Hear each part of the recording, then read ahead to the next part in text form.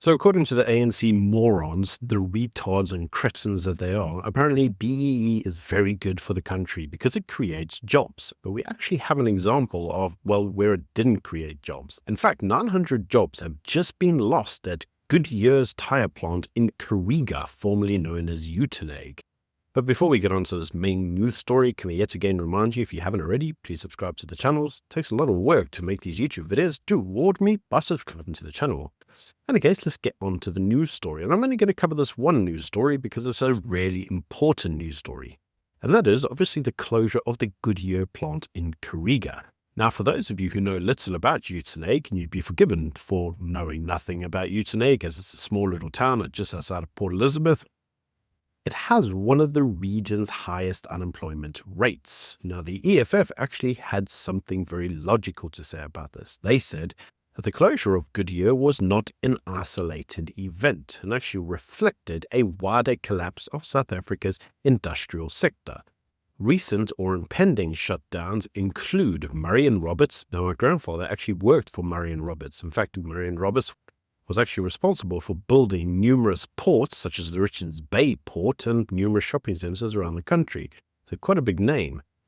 In any case, also due to leave are Continental, Aspen Pharmaceutical Care, and the Newcastle steel plants, which will threaten thousands of jobs. Now, the EFF criticized the government's lack of a coherent industrialization strategy and labeling the government as failing to protect working-class interests and local economies. And to that, I'd actually agree. I'd actually be inclined to agree with quite a lot that the EFF says sometimes, if they weren't just such a bunch of nut jobs. In any case, the government comes up with the only little strategy that its small little brain can conceive of doing, and that is that NUMSU, the National Union of Metal Workers, along with the Department of Trade, Industry and Competition, is urgently seeking new strategic partners to salvage the plant within a 2-month window. Now, the shutdown's already underway, but unions' efforts aim to prevent the economic fallout from deepening. And the way they think they're going to do that is that basically they're either going to get somebody to take over the plant, so a new tire manufacturer, or they're going to get the government to, are you waiting for it? Nationalize it and turn it into a state-owned enterprise. Because state-owned enterprises do so well, don't they? But you see, this is exactly what ends up happening. Let's say SAA, for example, because it has to compete against other airlines that fly in the economic or capitalist sector. And it doesn't do very well, hence it's bankrupt. Because the airline just has all of its funds looted and it's just not very good. So what's the net result? Well, the net result is they end up wanting to limit other people's ability to play in that area. Let's use the post office as an example, where the post office is trying to limit PostNest's ability to, well, deliver small parcels with the aim of somehow giving it a monopoly. Is that what they're going to want to do here? Oh, tires aren't selling very well when we have to compete in the open market, so let's limit other people's ability to, I don't know, manufacture tires. Socialist mindset at action.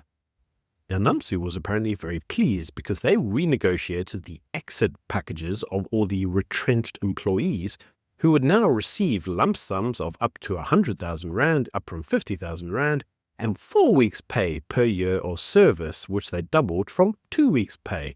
And in additional benefits, they would also get an extra month's salary and a full August 2025 salary and any accrued bonuses. But you see, this is still retarded, because these people will not be able to be employed at the plant. So they have to find new employment. And they can't, because it has one of the highest regions of unemployment. This is stupid. What we really should have done is ensured that actually the plant remained competitive and was in place to provide very good employment opportunities for the locality. So let's actually look to see what actually happened at Goodyear. Now, Goodyear's closure was part of a broader operational realignment across Europe, the Middle East, and Africa. Now, the company said that they aim to optimize its footprint and overall efficiency.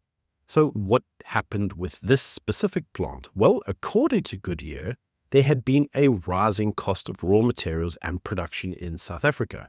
According to them, supply chains, disruptions, and increased competition from low-cost tire imports, particularly from, well, China, meant that it was very difficult to be, well, competitive in terms of manufacture. They said that there were structural challenges, which included unreliable infrastructure, energy shortages, logistical bottlenecks at ports and railways, and inflationary operational costs, meaning that the costs of things just keep going up, and they do.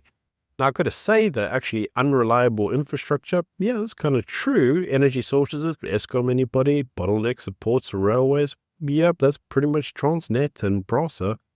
And they said that the regulatory environment, whilst aimed at transformation, added compliance burdens, specifically in relation to broad-based Black economic empowerment that increased operational complexity. So that BEE transformation bullshit that these ANC retards keep talking about has really transformed the country into a deindustrialized shithole. Thanks, ANC retards.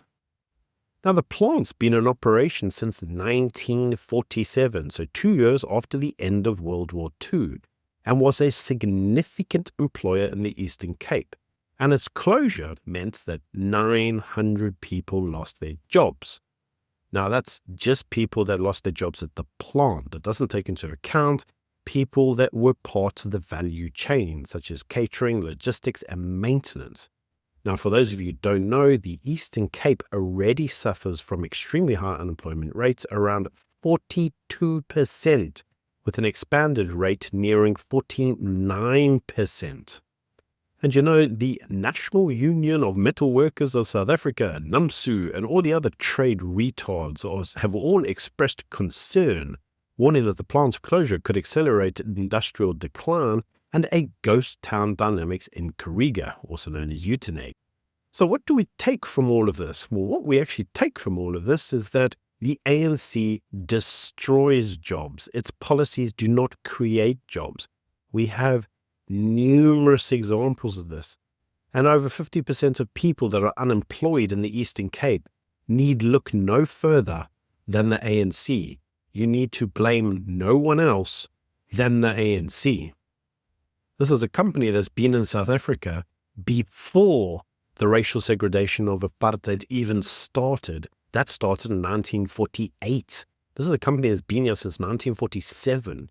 This is a company that survived apartheid, the new era, but couldn't survive the ANC. And take from that what you will. In any case, these are just my opinions. Do let me know what you think in the comment section below. Until next time, bye.